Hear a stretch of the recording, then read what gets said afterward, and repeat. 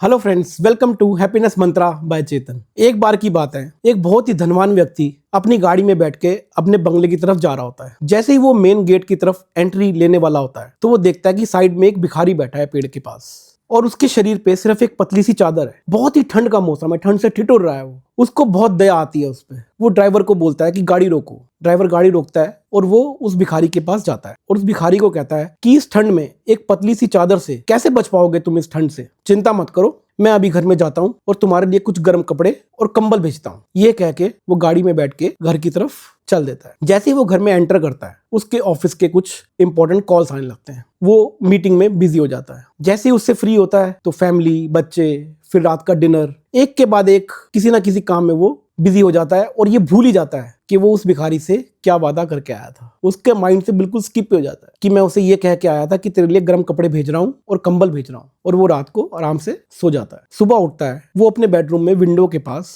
Coffee P रहा होता है। जैसे ही वो कर्टन साइड करता है वो देखता है कि सामने मेन गेट के पास भीड़ लगी है। वो भागा भागा वहां जाता है तो देखता है कि वो भिखारी ठंड के मारे रात को मर ही गया। ठंड बर्दाश्त ही नहीं कर पाया वो। उसको बहुत ही बुरा लगता है उस टाइम पे। लेकिन हम इस कहानी से क्या सीखते हैं? पहली चीज तो ये कि हमें किसी भी को हम जो कमिटमेंट करते हैं, जो किसी को उम्मीद देते हैं हेल्प करने की, या तो हमें वो हेल्प कर देनी चाहिए या तब तक हमें उसका कमिटमेंट नहीं देना चाहिए किसी को जब तक हम ये श्योर ना हो कि हाँ हम सामने वाले की ये हेल्प कर पाएंगे। इसमें गलती सामने वाले की भी होती है कई बार कि सामने वाला भी इतनी ज्यादा उम्मीद मान लेता है किसी एक आदमी से कि वो मेरी हेल्प करेगा और वो बाकी के एफर्ट्स को निग्लेक्ट ही कर देता है, छोड़ देता है, बिल्कुल सरेंडर कर देता है। कोई और एफर्ट ही नहीं डालता, सिर्फ किसी एक पे डिपेंड हो जाता है कि वो मेरी हेल्प जरूर करेगा, चाहे वो बिजनेस से रिलेटेड हो, जॉब से रिलेटेड हो या किसी भी तरीके की हेल्प हो। कई बार हम सामने वाले पे, किसी एक पर्सन पे इतने डिपेंड हो जाते हैं कि हम बस अपने माइंड में ये बिठा लेते हैं कि सामने वाला